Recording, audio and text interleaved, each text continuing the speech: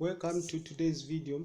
In this video, I'm going to continue looking at square roots and cube roots, and in today's video, I'm going to look at perfect cubes. Okay, so I'm going to look at perfect cubes, and these are numbers which are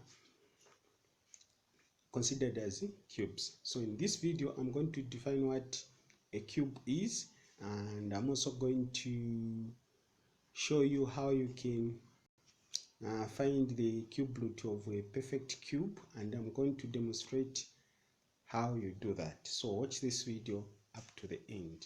Let me start by describing what a perfect cube is. So a perfect cube is a number whose cube root is a whole number. So a perfect cube is a number whose cube root is a whole number. Okay, so that is a perfect cube. For a number to be considered as a perfect cube, it should have a cube root which is a whole number. Okay, now let's look at steps you follow when you want to find a cube root of a perfect cube. Okay, so to find the cube root of a perfect cube, not square, there should be a perfect cube, not square. To find the cube root of a perfect cube, okay, one, write the perfect cube as a product of prime numbers. Write the perfect cube as a product of prime numbers. Then the second step is you sort the prime numbers you have found into three identical groups. So once you have expressed the perfect cube as a product of prime numbers, then you sort the prime numbers into three identical groups. Okay, once you have done that, the next thing you need to do is you find the product of the expressions in groups, and then the cube root of the perfect cube is the product of any of the groups. So once you have found you have expressed the perfect cube into a product of prime numbers, then the next thing you need to do is you sort those prime numbers into three identical groups. Once you have done that, then you find the product of those identical groups. If you have formed the identical groups, I'm sure the products will be the same. You'll be finding the same number. Then one of those numbers is a cube root of the perfect cube. Okay, let me show you how you can find the cube root of the perfect cube. Okay, so the question is, find the cube root of 729. I've picked 729 because it's a perfect cube. Okay, so what we're going to do is I'm going to write this number here. Okay, once I've written this number, what I'm going to be doing is I'm going to be dividing this number by the smallest prime factor of this number. Okay, I'm going to divide this number by the smallest prime factor of this number. So when we look at 1 is not even a prime factor, so it's not a prime number, so we're not going to look at 1. When we look at 2 into 729, it can go, but it will leave a remainder of 1.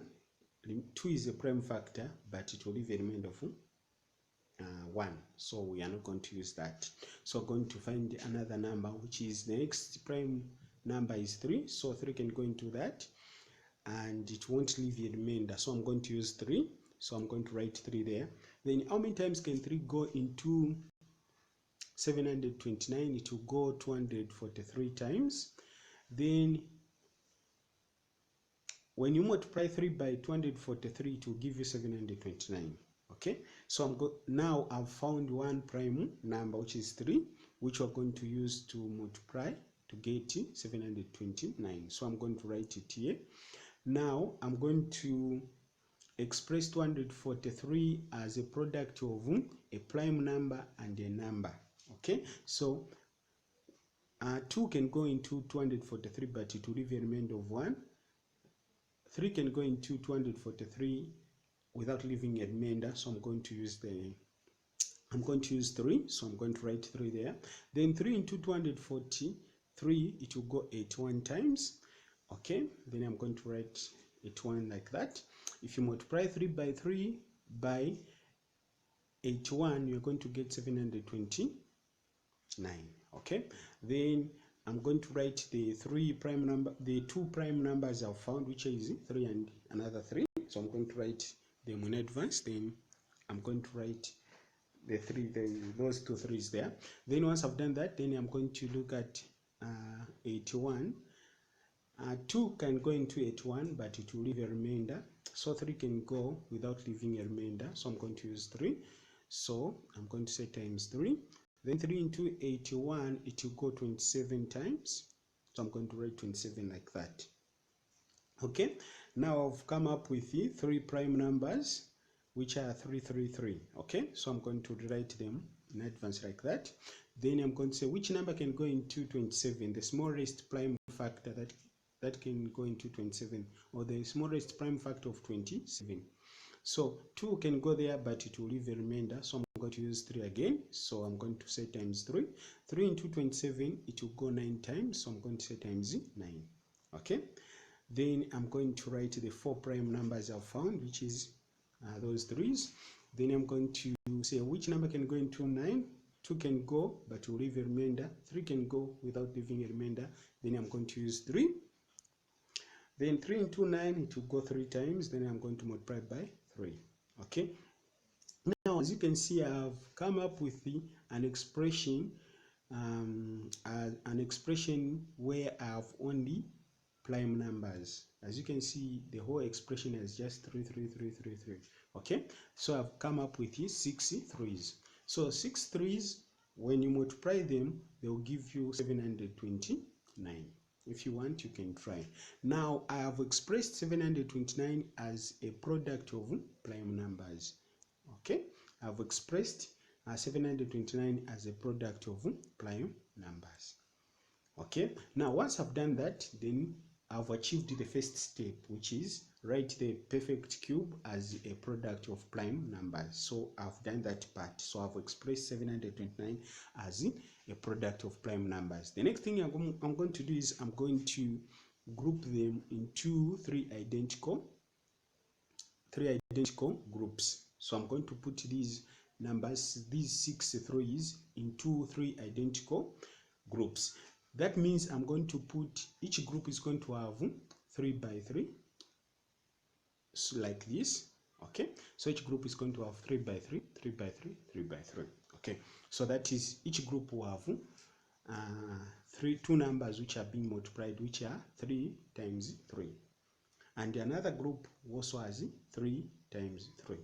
And the rest group also has 3 times 3. Now here, these numbers which I've circled, I have put them in 3 identical groups. Okay, now when you look at these numbers, they will give us the same product. If you multiply 3 by 3, it will give you 9. So let's try to see if they will give us the same answer. So let's start by multiplying first group, which is 3 by 3 will give us 9. Then we go to the second group, 3 by 3 will give us 9 as well. So we're going to say 9 multiplied by 9, 9 multiplied by 9. Then the last one, 3 by 3 will give us also 9, which is 9 multiplied by 9 multiplied by 9. Okay, now we have come up with the identical products as well. We have got a same product, which are products which are 9.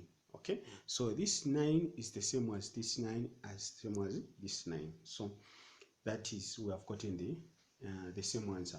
Then we go to the third step, which is the cube root of the perfect cube is the product of any of the groups.